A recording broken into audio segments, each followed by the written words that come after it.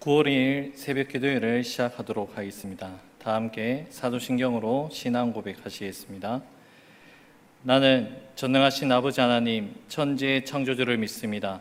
나는 그의 유일하신 아들 우리 주 예수 그리스도를 믿습니다.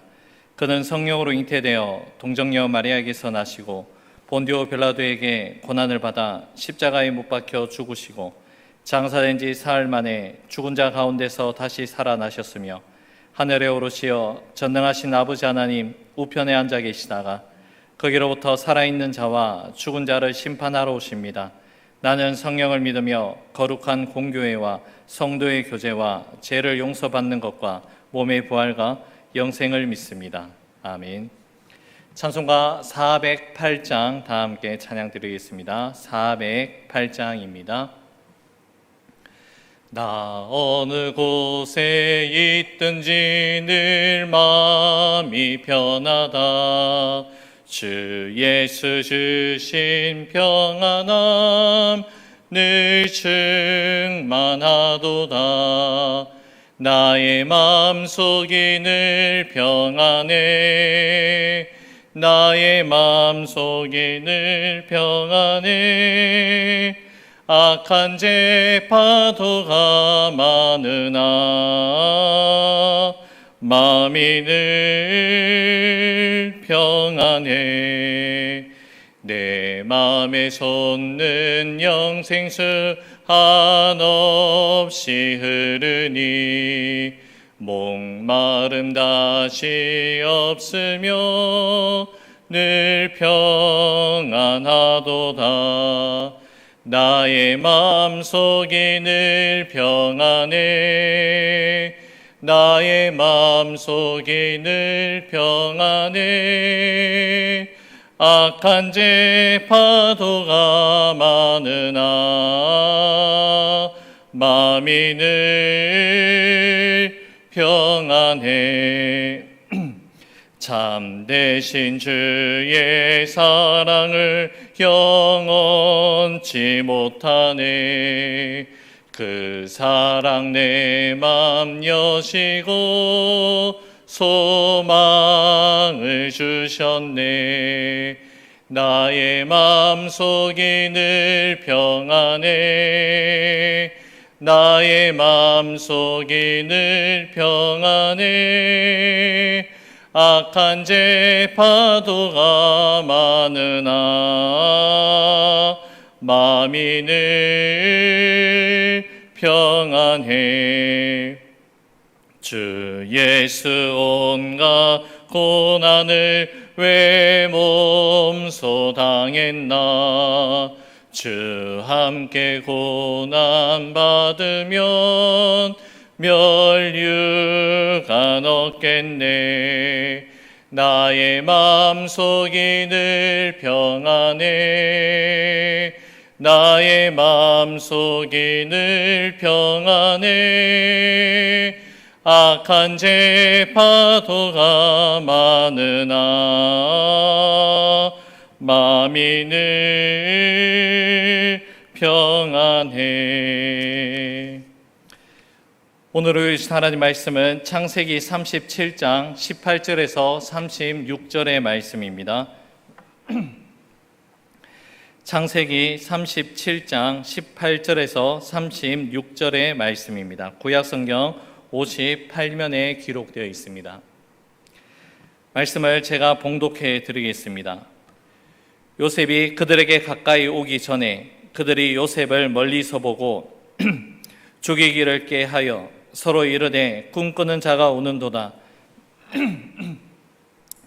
자, 그를 죽여 한 구덩이에 던지고 우리가 말하기를 악한 짐승이 그를 잡아먹었다 하자. 그의 꿈이 어떻게 되는지를 우리가 볼 것이니라 하는지라. 루벤이 듣고 요셉을 그들의 손에서 구원하려 하여 이르되 우리가 그의 생명은 해치지 말자. 루벤이 또 그들에게 이르되 피를 흘리지 말라. 그를 광야 그 구덩이에 던지고 손을 그에게 대지 말라 하니 이는 그가 요셉을 그들의 손에서 구출하여 그의 아버지에게로 돌려보내려 함이었더라. 요셉이 형들에게 이르매 그의 형들이 요셉의 옷 곧 그가 입은 채색 옷을 벗기고 그를 잡아 구덩이에 던지니 그 구덩이는 빈 것이라 그 속에 물이 없었더라. 그들이 앉아 음식을 먹다가 눈을 들어 본즉 한 무리의 이스마엘 사람들이 길르앗에서 오는데 그 낙타들의 향품과 유향과 몰약을 싣고 애굽으로 내려가는지라. 유다가 자기 형제에게 이르되 우리가 우리 동생을 죽이고 그의 피를 덮어둔들 무엇이 유익할까? 자, 그를 이스마엘 사람들에게 팔고 그에게 우리 손을 대지 말자. 그는 우리의 동생이요 우리의 혈육이라 하며 그의 형제들이 청종하였더라. 그때의 미디안 사람 상인들이 지나가고 있는지라. 형들이 요셉을 구덩이에서 끌어올리고 은 20에 그를 이스마엘 사람들에게 팔매 그 상인들이 요셉을 데리고 애굽으로 갔더라. 르우벤이 돌아와 구덩이에 이르러 본즉 거기 요셉이 없는지라 옷을 찢고 아우들에게 되돌아와서 이르되 아이가 없도다. 나는 어디로 갈까? 그들이 요셉의 옷을 가져다가 숫 염소를 죽여 그 옷을 피에 적시고 그의 채색 옷을 보내어 그의 아버지에게로 가지고 가서 이르기를 우리가 이것을 발견하였으니 아버지 아들의 옷인가 보소서 하매 아버지가 그것을 알아보고 이르되 내 아들의 옷이라 악한 짐승이 그를 잡아 먹었도다. 요셉이 분명히 찢겼도다 하고 자기 옷을 찢고 굵은 배로 허리를 묶고 오래도록 그의 아들을 위하여 애통하니 그의 모든 자녀가 위로하되 그가 그 위로를 받지 아니하여 이르되 내가 슬퍼하며 스올로 내려가 아들에게로 가리라 하고 그의 아버지가 그를 위하여 울었더라. 그 미디안 사람들은 그를 애굽에서 바로의 신하 친위 대장 보디발에게 팔았더라. 아멘. 오늘 본문의 말씀은 요셉이 애굽의 종살이로 팔려가는 그 배경을 담고 있는 말씀입니다. 요셉은 형들의 안부를 묻기 위해서 먼 길을 떠나게 됩니다. 앞선 창세기 37장 4절 말씀 가운데 서로 요셉과 그 형들이 편안하게 말을 하지 않았다라고 기록이 되어 있습니다. 이 말씀의 의미는 요셉과 다른 형들과의 그 관계가 그렇게 편한 관계는 아니었다는 것을 우리는 대략 추측해 볼 수 있습니다. 다소 이렇게 껄끄러운 관계였음에도 불구하고 요셉도 이 사실을 분명히 인지하고 있었지만 요셉은 자신의 아버지인 야곱의 말에 순종하여서 그 발걸음을 형들에게 옮깁니다. 형들과 양떼들이 다 잘 있는지를 보고 돌아오려는 아버지 말씀에 순종을 하고 발걸음을 옮기게 된 것입니다. 먼 길을 찾아 나선 요셉은 한 번에 형들을 만나는 것이 아니라 가는 길을 잘 찾지 못하고 이리저리 헤매이고 형들이 있는 곳에 겨우 도착을 하게 됩니다. 이렇게 고생하면서 찾아온 동생 요셉을 먼저 발견한 형들은 요셉을 환영해 주기는커녕 죽이기를 꾀하였다라고 오늘 본문 18절 말씀에 기록되어 있습니다. 이 말씀은 한순간에 욱하는 마음으로 요셉을 죽이려고 한 것이 아니라 그동안 그들 마음속에 있었던 그 모습들이 그대로 표출되기 시작한 사건이라 할 수 있습니다.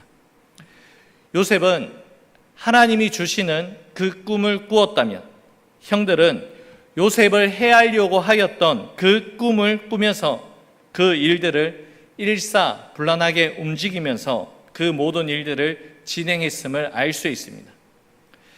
여러분, 도대체 무엇이 작동하여서 형들이 요셉을 죽이기까지 하였을까요? 바로 요셉 형들의 마음속에 심겨진 미움과 시기의 그 버튼이 눌려지게 되어서 이러한 행동들이 작동하게 된 것이라 할 수 있습니다. 어제 본문의 말씀인 창세기 37장 11절 상반절 말씀에 그의 형들은 시기하였다, 요셉을 시기하였다라는 그 말씀이 기록되어 있습니다.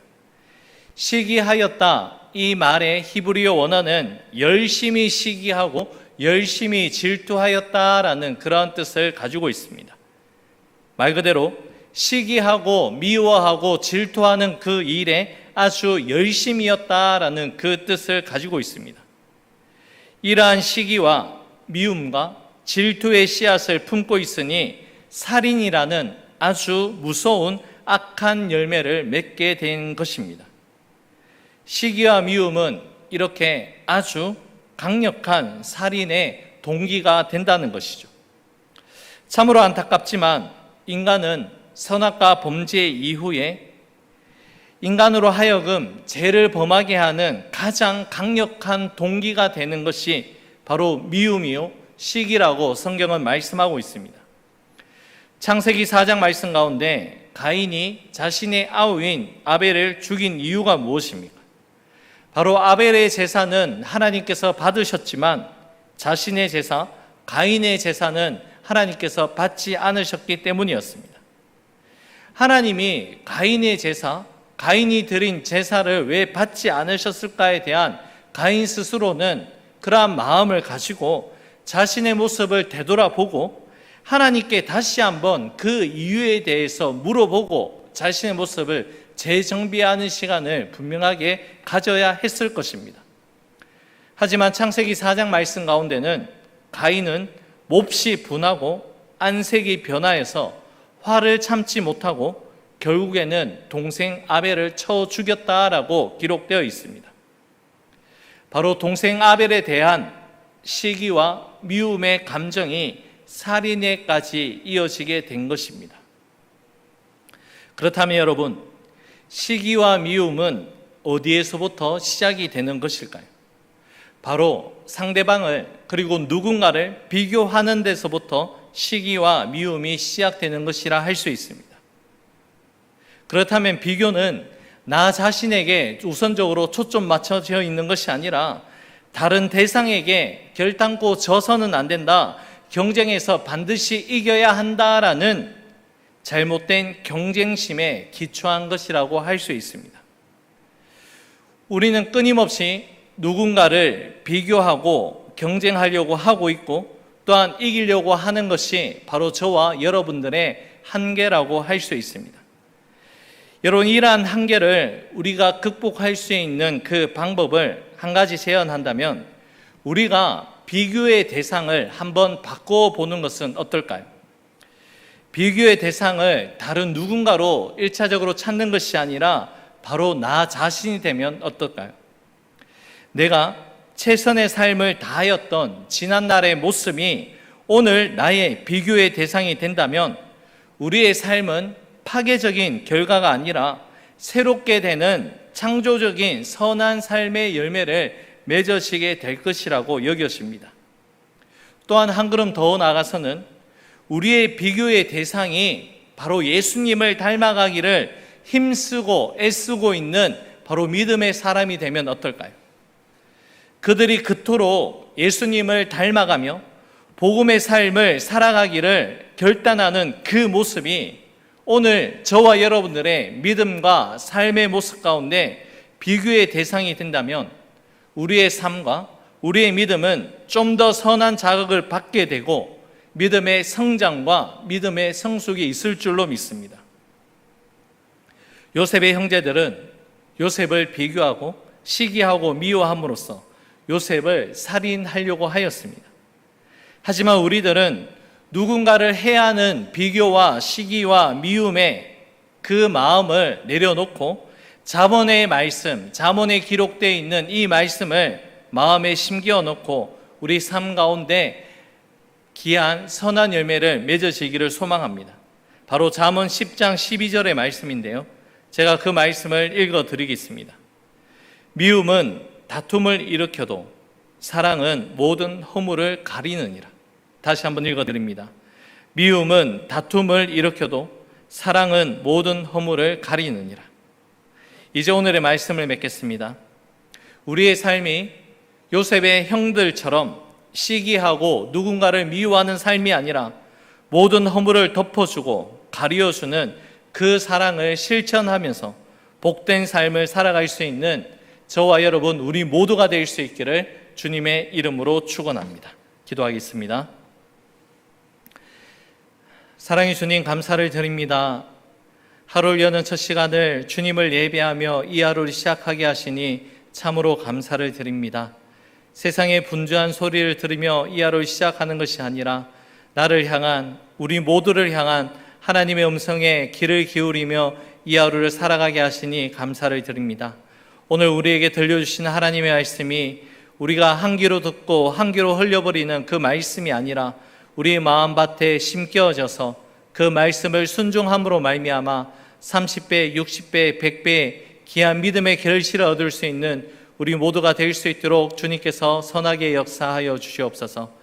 각자 삶의 처소에서 올려드리는 우리의 예배를 기쁘게 받아주시며 주님을 향해 간절히 부르시는 우리의 간구에 우리 주님께서 귀를 기울여 주시되 우리 주님께서 원하시고 역사하시는 그때와 그 은혜의 시간을 우리가 기대하고 소망하며 순적하게 이루어질 수 있는 우리의 모든 간구가 될 수 있도록 역사하여 주시옵소서.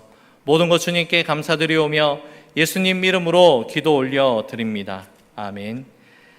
하늘에 계신 우리 아버지, 아버지의 이름을 거룩하게 하시며 아버지의 나라가 오게 하시며 아버지의 뜻이 하늘에서와 같이 땅에서도 이루어지게 하소서.